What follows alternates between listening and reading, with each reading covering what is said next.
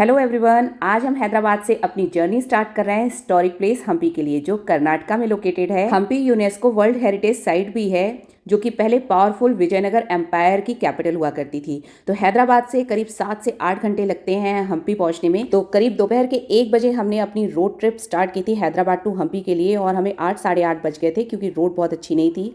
तो बस थके हारे हम रात में जाके सो गए थे। तो यहाँ पे हमने कॉटेज बुक किया हुआ था, तो रात में आराम से सोए। और रात को आपको कॉटेज नहीं दिखाया क्योंकि रात को क्या दिखाना, अंधेरा हो गया था, और दिन में आपको कॉटेज दिखा रही हूँ।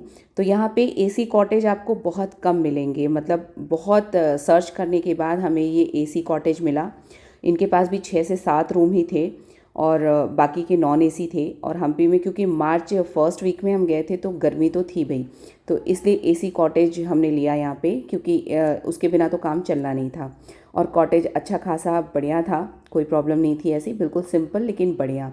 अब उसके बाद हमने किया लंच वहीं पे किया जहाँ पे स्टे किया था, क्योंकि इनका खाना बहुत अच्छा था, तो पूरी ट्रिप में हमने यही का खाना खाया। अब लंच करने के बाद हम हम्पी के फेमस हिस्टोरिकल प्लेसेस एक्सप्लोर करने के लिए निकल रहे हैं। तो सबसे पहले जाएंगे विठला टेम्पल, जो स्टोन चैरियट के लिए बहुत ज़्यादा फेमस है। और सनसेट देखने के लिए जाएंगे मातंगा हिल्स, जो कि यहाँ की सबसे हाईएस्ट पीक है। तो चलिए स्टार्ट करते हैं हम्पी एक्सप्लोरेशन। तो यहाँ पे आप अपनी व्हीकल से जो आते हैं उसे पार्क करनी होगी, और इस तरीके से इलेक्ट्रिक व्हीकल से आप विठला टेम्पल तक जा सकते हैं। आप चाहे तो वॉक करके जा सकते हैं या फिर इस तरीके से इलेक्ट्रिक व्हीकल से जा सकते हैं, पर काफ़ी ज़्यादा डिस्टेंस है तो मैं सजेस्ट करूँगी इलेक्ट्रिक व्हीकल से जाएं। तो बस व्यू को एंजॉय करते करते हम विठला टेम्पल के मेन गेट तक आ गए। यहाँ पे हमने गाइड लिया, क्योंकि सारी चीज़ें अगर आपको जाननी है ना तो गाइड की ज़रूरत आपको पड़ती है। तो यहाँ पे हमें गाइड ने हमारे बताया कि यहाँ पे अलग अलग देशों से अलग अलग नस्ल के घोड़े रखे जाते थे, क्योंकि विजयनगर साम्राज्य बहुत ही समृद्ध था, मतलब दुनिया का सबसे अमीर साम्राज्य हुआ करता था उस टाइम पे। तो अलग अलग नस्ल के ये घोड़े रखे जाते थे, साथ में हीरे जवाहरात मसालों का व्यापार होता था यहाँ पे। और एंट्री करते ही आपको सामने दिखेगा स्टोन चैरियट, बिल्कुल मंदिर का जो आंगन है ना उसमें है स्टोन चैरियट। और ये है पूरा विठला टेम्पल, यानी कि विठल मंदिर। तो ये देखिए पूरा मंदिर है, और इसकी कलाकृति तो अपने आप में बहुत अमेजिंग है।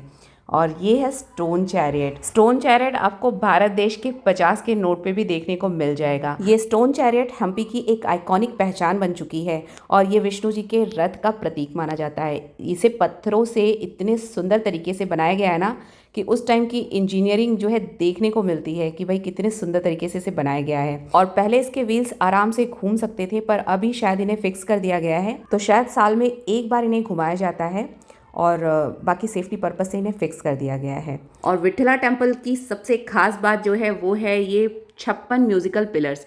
कहते हैं इन म्यूजिकल पिलर्स को जब थपथपाया जाता था तो इनमें से संगीत की ध्वनियाँ निकलती थी, इसीलिए इन्हें सारे गामा पा पिलर्स भी बोलते हैं, क्योंकि इसमें से संगीत की ध्वनियाँ निकलती थी तो इन्हें सारे गामा पा पिलर्स भी बोलते हैं। राजा कृष्णदेव राय के टाइम में तो विजयनगर साम्राज्य और समृद्ध हो गया था, तो ये विठल टेम्पल को और ज़्यादा भव्य बनाया गया।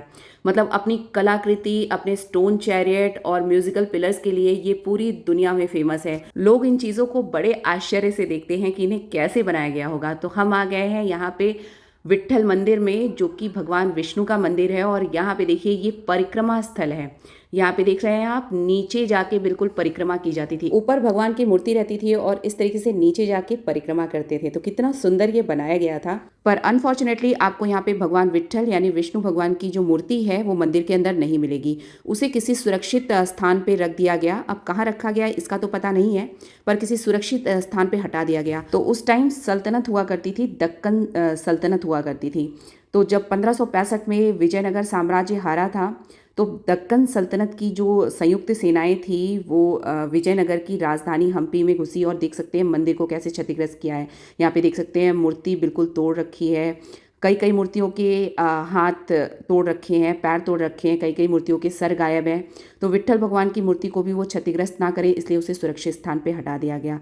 और यहाँ पे काफ़ी उन्होंने लूटपाट भी की, हीरे जवाहरात इन सब की काफ़ी लूटपाट भी की, तो हिस्ट्री को बहुत ज़्यादा डिस्ट्रॉय किया गया। अब यहाँ पे आपको दिखाती हूँ यहाँ की कलाकृति का एक और नमूना। यहाँ पे इस तरीके के होल बने हुए हैं, आप जैसे ही पानी डालते हैं देखिए पानी कैसे निकल रहा है। जब बारिश तेज़ होती है ना तो कहते हैं ये बहुत सुंदर दिखता है, इस होल से जो पानी निकलता है वो बहुत ही सुंदर दिखता है। और जैसा कि मैंने कहा, अगर आप हम्पी आ रहे हैं और विट्ठल टेम्पल नहीं देखा तो आपने बहुत कुछ मिस कर दिया।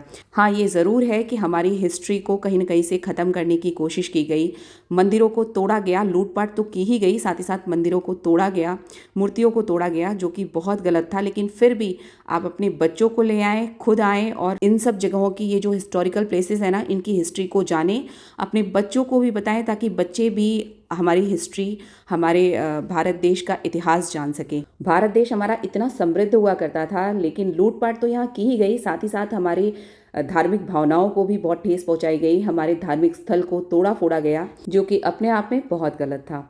तो 12 बजे हम यहाँ से निकले थे, मतलब अपने कॉटेज से वहाँ के लिए, और हम करीब 2:30 से 3 बजे के आसपास कॉटेज में वापस आए, थोड़ा सा रेस्ट किया और 4 बजे हम निकल गए मातंगा हिल्स के लिए। तो जैसा कि मैंने कहा, कॉटेज से सब कुछ आसपास में ही था, तो इसलिए ज़्यादा टाइम नहीं लग रहा था। मातंगा हिल से आपको 360 डिग्री व्यू दिखेगा और सनसेट बहुत प्यारा दिखेगा। और यहाँ पे आप देख सकते हैं ये स्टोन लैंडस्केप, देखने में ऐसा लगता है ना कि इन स्टोन्स को बाकायदा रख के सजाया गया हो। बहुत सुंदर दिखता है ये, एकदम अलग ही एक्सपीरियंस था मेरे लिए। सच बताऊं, ऐसा मैंने आज तक, मैं इतनी जगहों पे घूमी, मैंने ऐसा व्यू कहीं नहीं देखा। और इस तरीके के स्टोन लैंडस्केप तो मुझे कहीं नहीं दिखे जितना प्यारा यहाँ पे दिखता है। देखने में बहुत अच्छा लगता है, जब आप सामने आएंगे ना तो आपको इसका अंदाजा होगा। वीडियो में शायद उतने अच्छे तरीके से समझ में नहीं आता है। मातंगा हिल्स का सनसेट देखने के लिए तो भाई इस तरीके की जो स्टेज बनी हुई ना, टेढ़ी मेढ़ी सी, उससे आपको जाना था, और ये तो फिर भी ठीक था। बाद में तो जाके आपको स्टोन्स के ऊपर से जाना था, और वो एक एक स्टोन थे, साइड में खाई थी, तो बहुत ही स्कैरी लग रहा था। और उस टाइम तो मुझे बिल्कुल याद ही नहीं आया कि मैं मोबाइल निकालूं, वीडियो शूट करूं। और सच बताऊं तो उस टाइम वीडियो शूट करना बहुत ज़्यादा रिस्की भी था, तो इसलिए उस टाइम मैंने वीडियो शूट नहीं की। अगर आपके अंदर हिम्मत है तो आप यहाँ पे आके 360 डिग्री व्यू एंजॉय करें। व्यू तो नो डाउट बहुत प्यारा है, यहाँ पे शिव जी का मंदिर भी है और साथ में 360 डिग्री व्यू है, सनसेट बहुत प्यारा है। यहाँ से ये हाईएस्ट पीक है, इसलिए आपको पूरा हम्पी शहर दिखेगा। और सनसेट के टाइम पे जो गोल्डन कलर का शहर दिखता है ना, वो बहुत ही प्यारा लगता है। व्यू तो नो डाउट बहुत प्यारा है, पर भाई बहुत रिस्की है। अगर शायद मुझे भी पता होता इतना रिस्की है तो मैं भी एक बार पीछे हट जाती। और नहीं तो आपको अगर ज़्यादा रिस्क नहीं लेना है तो हेमकुटा पर्वत से भी आप सनसेट व्यू एंजॉय कर सकते हैं। इतना ब्यूटीफुल तो नहीं होगा, लेकिन फिर भी अच्छा होगा। अब सनसेट होने के बाद हमें फटाफट से नीचे उतर के आना था, क्योंकि अंधेरा होने के बाद ऐसी जगहों से नीचे उतरना बहुत रिस्की हो जाता, और स्टोन के ऊपर कहीं कहीं पैर भी बहुत ज़्यादा स्लिप हो रहे थे। तो नीचे आते आते अंधेरा तो हो ही चुका था। तो ये रहा हमारा हम्पी का डे फर्स्ट ब्लॉग। आपको कैसा लगा कमेंट में ज़रूर बताइएगा। मिलती हूँ आपसे सेकेंड ब्लॉग में। Till then take care and bye bye.